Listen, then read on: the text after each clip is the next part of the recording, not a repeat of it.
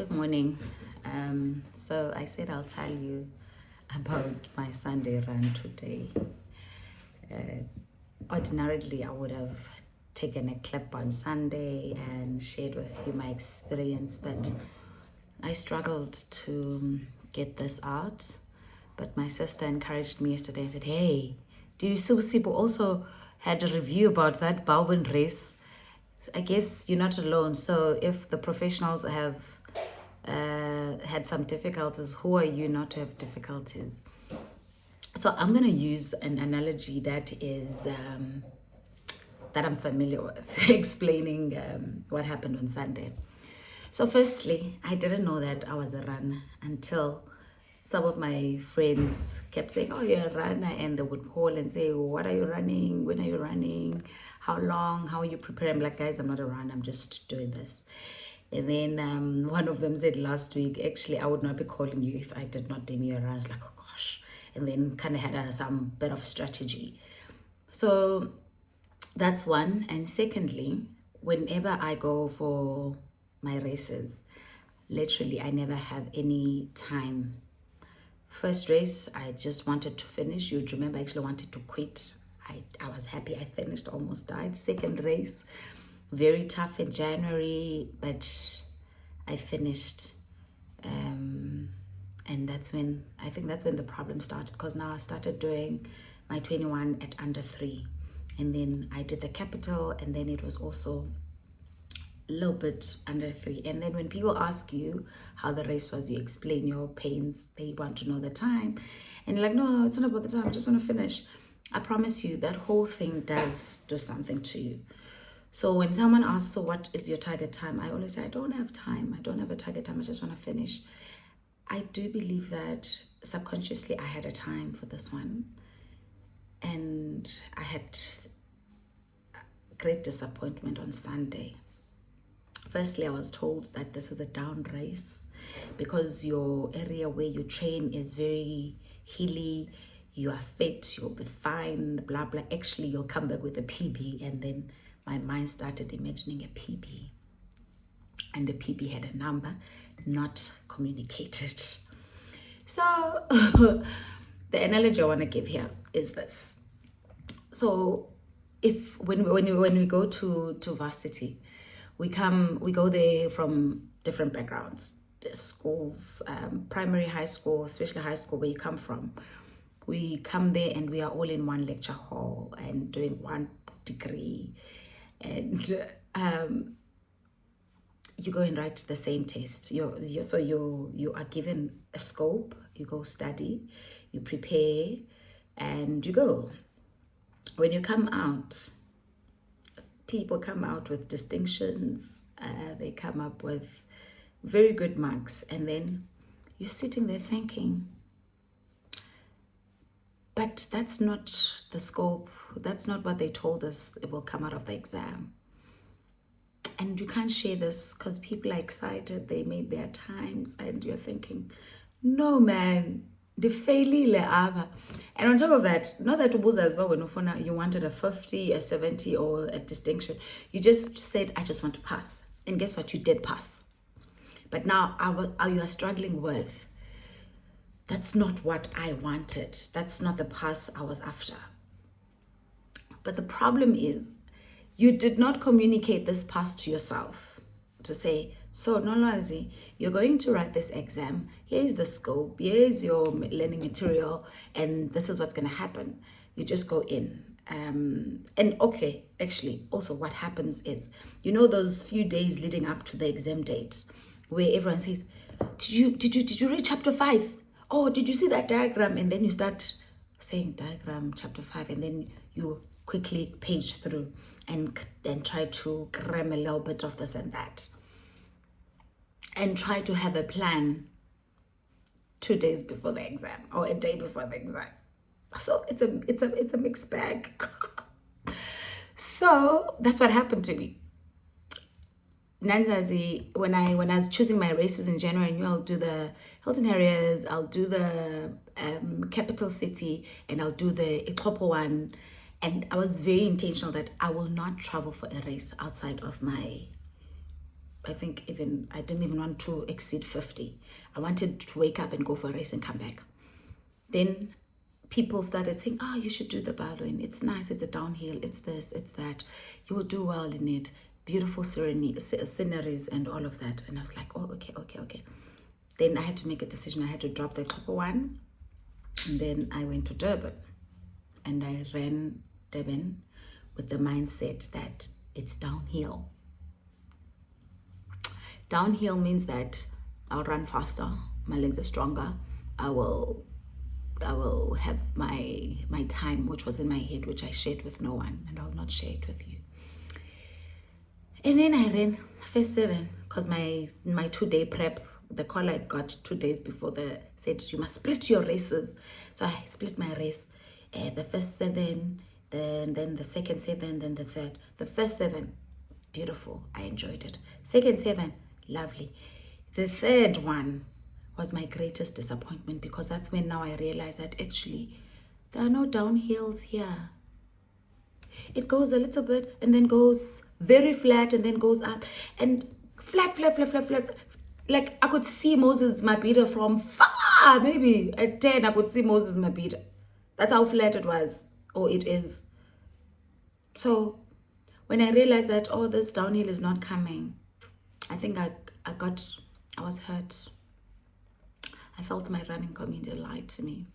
And I'm using the word lie because I'm still hurt. So I then ran. I enjoyed the race. I don't want to lie. The sceneries are beautiful. The weather was beautiful. I think before 7, I enjoyed it. The vibe was great. I also, for the first time, played music, sang along. It was great until the last 7. The wheels fell off. I think I was so disappointed, because at that point I knew that I'm not gonna make that time that I thought I'm gonna make. Yes, I finished. According to my watch, I killed another 4 minutes, but that's not what I had gone in with. I had my expectations, and I did not share them with anyone. I didn't train with anyone. All of this was inside me, and even inside me, I did not have a meeting with myself, say, okay, no, this is what's going to happen. This is my research. This is what I found. In the first 7 kilometers, I should do this. In the second 7 kilometers, I should do this. In the third, this is where I should be at. This is my strategy. So I didn't have a strategy. Just like in varsity, I would not have a strategy. Or some young person somewhere there does not have a strategy. They just go through the textbook and read. But there's no strategy of saying, actually, I want to focus on this one. I want to focus on this one. Based on past question papers, if I study this one, it carries a lot of weight. So let me work hard on this, know all the diagrams, or know all the workings and whatnot. Then I know I can capitalize. Then by the time we go to trigonometry, I can drop it. But so I didn't have that. And I didn't think that I needed to have that, because I did not think that I was a runner.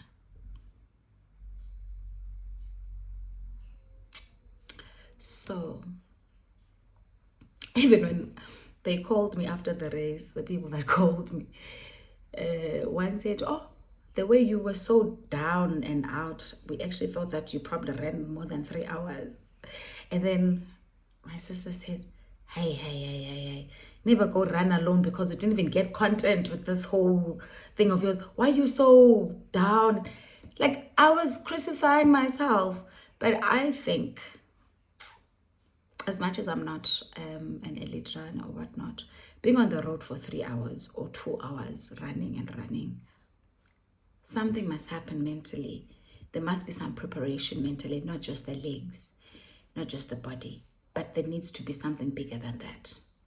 Yes, there will be other things like your gels and whatnot, but I think there's something bigger that I need to start working on, so that when I finish, I know that this was my strategy.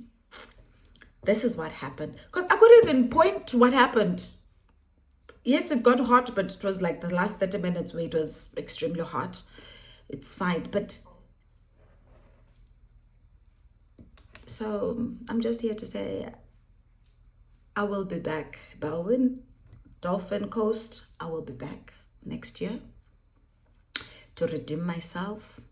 But also one of my greatest lessons out of this race on Sunday is that, like in any exam, we can all get the same scope because we had the route. We knew the kilometers, we knew the route, the elevation, all of that we knew. The weather, we knew that it was going to be 28 at some point. But how you then prepare defines how you get out of the exam room. This is why someone come out saying, yes, I did it. Because their yes, I did it is based on what they had planned for. And not just plan for and just put, oh, this is what I want, and then walk away. They put a plan on, this is the outcome I want. This is the plan, my execution plan. And to get this, I need to do this and this and this, daily, weekly, monthly, or however, whenever that delivery date is. But I'm here to say,